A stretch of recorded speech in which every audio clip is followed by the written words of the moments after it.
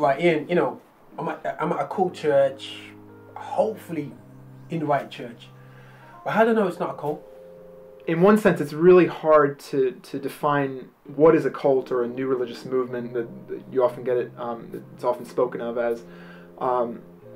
It's hard to tar it all with the same brush because it's quite a diverse thing. But there are a few things that do tend to characterize what a cult is. So they, but no one thing characterizes them all. All right, so we have to be aware of that. First of all, cults tend to be built around extremely charismatic, powerful, authoritarian leaders. They tend to be built around personalities that demand absolute obedience, that's God-given, and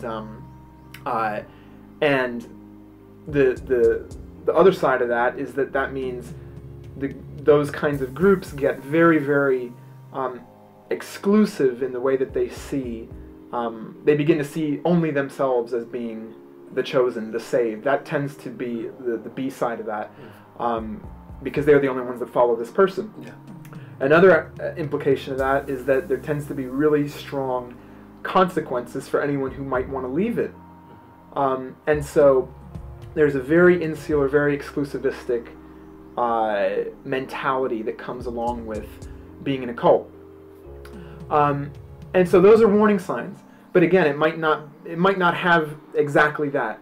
But what does seem to be across the board is that whenever you find a cult, you'll find another gospel being preached.